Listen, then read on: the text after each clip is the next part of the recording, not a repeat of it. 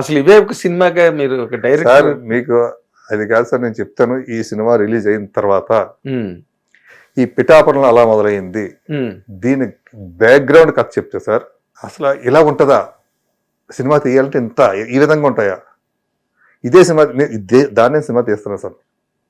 మా రైటర్తో ఆల్రెడీ రాయి మొదలుపెట్టి వర్క్ మొదలుపెట్టి అయ్యో అసలు నేను ఒకరోజు ఒక పెద్ద ప్రొడ్యూసర్తో మాట్లాడుతుంటే పెద్ద ప్రొడ్యూసరు మహేష్ దీన్నే సినిమా తీసి సూపర్ హిట్ అవుతుందని. నేను ఇప్పుడు ఏమన్నాను, ఏదంటే నా పిఠాపురంలో అలా మొదలైంది, దాని తెర వెనక జరిగిన కథ. సినిమా స్టార్టింగ్ దగ్గర నుంచి ఈ రోజు వరకు రిలీజ్ అయ్యే వరకు. అంటే ప్రొడ్యూసర్లతో ప్రాబ్లమా, అంటే ఇన్వెస్టర్స్ రాక? అదేనండి, ఒక ప్రొడ్యూసర్ వచ్చారు సార్, చెప్తాను తర్వాత చెప్తాను సార్.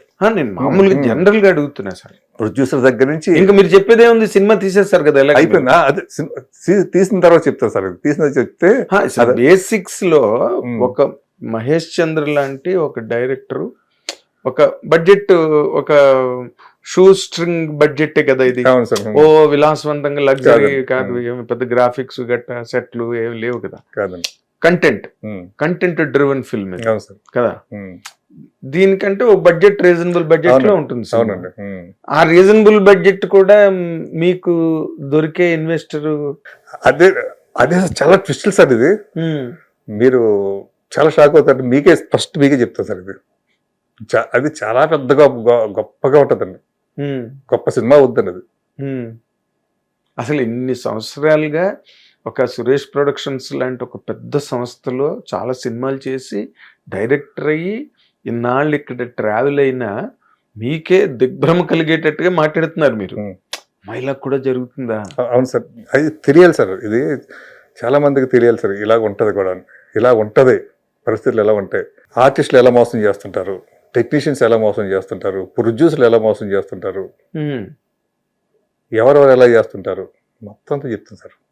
అంటే ఇప్పుడు మీరు రాజేంద్ర ప్రసాద్ గారు, పృథ్వీ, ఇంకో ఆయన ఎవరు, కేదార్ శంకర్, వీళ్ళు కాదు సార్. ఇప్పుడు వస్తున్న ఆర్టిస్టులు చెప్తాను సార్, దీని గురించి చెప్తాను. Okay okay okay. అంటే పిఠాపురం కాలనీ ఊసి మీరు ఎత్తారు కాబట్టి మధ్యలో అనుకోకుండా సార్ మీ ప్రయాణంలో పదనిస్సలు అన్ని దాటి పిఠాపురం అన్న మాట మీ నోట్ల నుంచి వచ్చింది కదా. ఈ పిఠాపురంలో అలా మొదలైంది. ఈ పిఠాపురం అన్న మాట ఏంటి, మొన్న పవన్ కళ్యాణ్ గారు పిఠాపురం దగ్గర నుంచే పట్టుకుందాం మిమ్మల్ని? అంటే ఒక విధంగా అలా అనుకోవచ్చండి. అంటే పవన్ కళ్యాణ్ నాది పిఠాపురం సార్.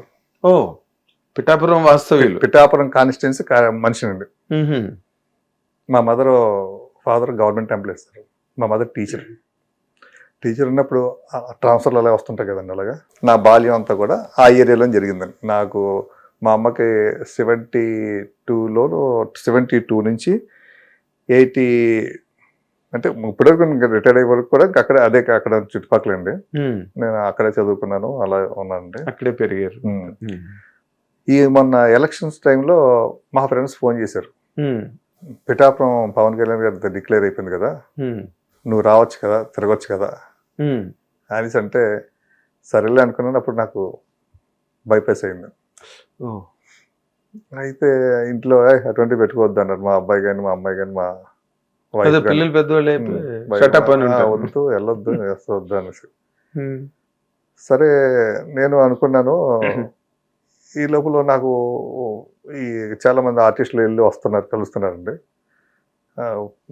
కెన్వాసింగ్ వెళ్ళి వస్తుంటే మా ఫ్రెండ్స్ అన్నారు, ఎవరెవరు వస్తుంటారు పోతుంటారు, వాళ్ళతో బాగా ఉపయోగం ఉంది, నువ్వు తెలిసినవాడివి, నువ్వు వస్తే నీకేంది మా సమస్యలు నీకు చెప్పడానికి ఉంటుంది కదా, అదే ఊరు వాళ్ళు కదా మీరు, చెప్పడానికి ఉంటుంది కదా, అప్పుడు వాళ్ళు చెప్పడానికి ఉంటుంది కదా అనేసి నువ్వు రా అంటే నాకు వెళ్ళాలనిపించిందండి. ఎందుకంటే ఆయన అంతకుముందు ఎలక్షన్ 2 చోట్ల పోటీ చేసి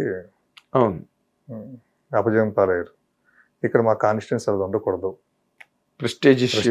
నాకు ప్రెస్టేజ్ నేను తీసుకున్నాను సార్. తీసుకుని మంచి ఎండలు సార్, ఇప్పుడు భయంకరమైన ఎండలు, ఏప్రిల్ ఎండల్లో తిరుగుతూ గొడుగు పట్టుకుని తిరుగుతూ ఇట్లా తిరుగుతుంటే ఒక్కొక్క ఊరు వెళ్తుంటే వాళ్ళు కొంచెం కామెంట్ చేసేవారు, ఏమని, నువ్వు వస్తావంటే వాళ్ళు రావాలి కదా, పార్టీకి సంబంధించిన వాళ్ళు రావాలి కదా, పవన్ కళ్యాణ్ గారు ఎలా ఉంటారో నేను చూడాలి కదా దగ్గర నుంచి, కనీసం నాగబాబు అన్న చూడాలి కదా, ఇలా మొదలు పెట్టేవారండి.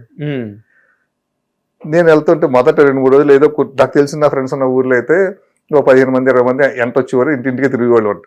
ఉమ్, నా సినిమా ప్లే కార్డ్ పెట్టుకున్నారు, ప్రేయస్ డైరెక్టర్, అయోధ్య డైరెక్టర్. వాళ్ళందరికీ తెలుసు, నా ఆ ఏరియా డైరెక్టర్ అని అందరికీ తెలుసు. కాబట్టి నేను ఎలా ఉంటా చాలా మంది తెలియదు. అదేలే తెలియక, ఎస్ ఐ అండర్స్టాండ్. నేను గ్యాప్ కదా సినిమా, గ్యాప్ అవును, gap. రన్ లో లేదు కదా సార్. దాంతో చంద్రమహేష్ అంటే ప్రేయస్ ఎలా ఉంటాడో అన్నది ఉండేది మాట. అలాగే ఇంకా వెళ్ళడంతో వాళ్ళు చాలా హ్యాపీ ఫీల్ అవుతారు. నాకు అనిపించింది వీళ్ళందరినీ ఒక థ్రిల్లింగ్ చేద్దాం మనం. కానీ నా ఫ్రెండ్ ఒక అతను ఉన్నాడు, జూనియర్ పవన్ కళ్యాణ్, సేమ్ పవన్ కళ్యాణ్ గారిలాగా ఉంటాడు. మొన్న షార్ట్ లో కూడా పెట్టినట్టున్నారు ఆయన్ని. అవును సార్, అవును. నేను అదే ఈ షార్ట్ ఇది ఎక్కడి నుంచి పట్టుకున్నారా ఈ ఫ్రేమ్ అనిపించింది. మీ ట్రైలర్ లో ఉంది. అవును సార్, అవును సార్. ఆయన్ని రమ్మంటే క్యాన్వర్సింగ్ రావాలంటే వస్తాం సార్ అని చెప్పి వచ్చాడు సార్. నాతోటి ఉన్నాడు. నేను ప్రతి ఊరు లాంగ్ షాట్ లో సార్, అతను అదే డ్రెస్ అలాగే నడుస్తుంటే ట్రాఫిక్ జామ్ అయిపోయి సార్, బస్సులు ఆగిపోయేసారు. దిగిపోయి టికెట్ కొనుక్కున్న జనం ఆ టికెట్ దిగిపోయి వెనకాల వచ్చేవారు సార్. అలాగే ఏం క్రౌడ్ అంటే అక్కడ నేను నా ఎత్తుగడ పని చేసింది అనిపించింది. అంటే నాకు క్రౌడ్ కావాలి సార్ కదా. నేను ఇద్దరు ముగ్గురు వెళ్ళడం, పాపం ఆ జబర్దస్త్ ఆర్టిస్టులు ఇద్దరు ముగ్గురు వచ్చేవారు సార్ నాతో పాటు. రైజింగ్ రాజు అని, గోపాల్ కృష్ణ అని ఇలా ఉండేవారు సార్ వాళ్ళు. ఏదో కమెడియన్స్ గా చూస్తుంటారు అదే కదా. మన హైపరాది వచ్చి గెటప్ సీను అంటే వాళ్ళు మెయిన్ పిఠాపురం 2-3 ఊర్లు వెళ్ళిపోయారు, లోపలికి వెళ్ళేవారు కదా, ఇంటీరియర్ వెళ్ళేవారు కదండి. వెళ్తుంటే ఇంకా ఇతను ఆ డాన్స్ కూడా అలా చేసేవాడు, ఆయనలాగా ఇలా డాన్స్ చేస్తూ జనం అన్నప్పుడు చూస్తాను ఆయనే అనుకునేవారండి. వచ్చేసేవారు, కొంతమంది తెలియని ముద్దులు పెట్టేసేవారండి. దగ్గర చూసేసరికి కొంచెం ఆయన కళ్ళజోడు తీస్తే తేడా కనపడుతుంది, కళ్ళజోడు పెట్టుకున్నది అలాగే ఉంటాడు, సేమ్ యాజ్గా ఉంటాడని. ఆ విధంగా కొంచెం బాగా సంచలనం అయిందంటే ఆ టైంలో. బాగా అక్కడ పేపర్లు, లోకల్ పేపర్లు, లోకల్ ఛానల్స్ బాగా ఇంటర్వ్యూలు చేసేవారు. అతన్నే చేసేవారు ఇంటర్వ్యూ. అతను ఉన్నాయి, నా దగ్గర కూడా ఉన్నాయి సార్. ఆ చేస్తున్న టైంలో వాళ్ళు ఊరేళ్ళు అడిగేవారు నన్ను, సరే పవన్ కళ్యాణ్ బదులు జూనియర్ పవన్ కళ్యాణ్ తీసుకొచ్చు సినిమా, రేపు ఒరిజినల్ పవన్ కళ్యాణ్ కూడా తీసిరా మా దగ్గరికి అన్నారు. మీరు నెగ్గించండి రా బాబు, వస్తాడైనా, నెగ్గినా మేము ప్రతి ఊరు వస్తాడైనా, ప్రతి ఒక్కరికి కృతజ్ఞత చెప్పుకుంటాడైనా, విజయయాత్ర కింద వస్తాడైనా. నా టైంలో నేను కూడా వస్తాను అంటే, నాది ఏ ఊర్లు తిరిగానో ఆ ఊర్లు తిరిగినప్పుడు టైంలో చెప్తే నేను కూడా ఆ ఊర్లో పాల్గొంటాను నేను అని హామీ ఇచ్చాను. చెప్తే వాళ్ళు ఏమన్నారు, సరే నువ్వు సినిమాలు ఎక్కడ చేస్తుంటావు, హైదరాబాద్లో చేస్తావు లేదా వైజాగ్లో చేస్తుంటావు, మన పిఠాపురం చేయొచ్చు కదా అన్నారు.